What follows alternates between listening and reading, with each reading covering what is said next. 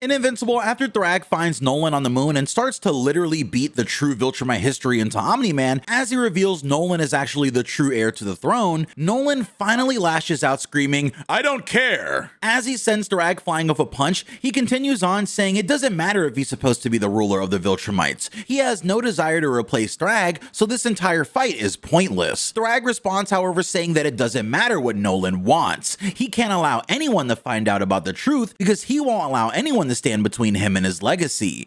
This became more about just finding some heir long ago. Now, Thrag refuses to allow the Empire to fall into Nolan or Mark's hands. As he continues to just wail on Omni Man, he talks trash saying, "You have no idea how outmatched you are. If you knew, you'd just lay down and die." And even then, Nolan does fight back, getting a few hits in here and there, but Thrag is sort of right.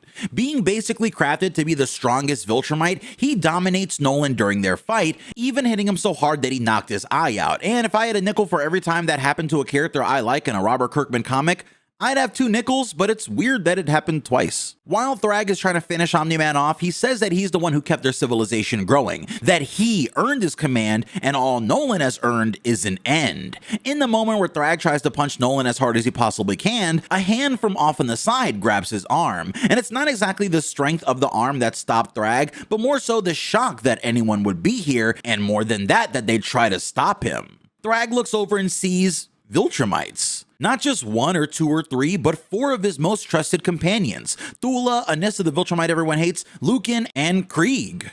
Confused, Thrag asks the general to explain himself, but he doesn't even have a moment to react as Nolan sneaks him with a punch from down below. Still confused, Thrag questions why his subjects are protecting this traitor, and Anissa calmly responds, "You found the heir of Argal?"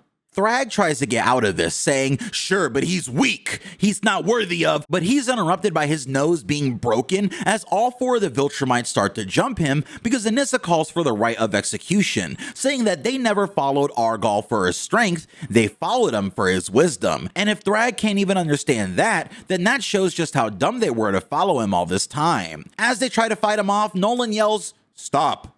Let him live." And as those words leave his mouth, all 4 of those Viltrumites instantly return to Nolan, bowing to their knees as they take him back to the base, and before all of his subjects, Nolan becomes the official king of the Viltrumites. So things are about to get weird.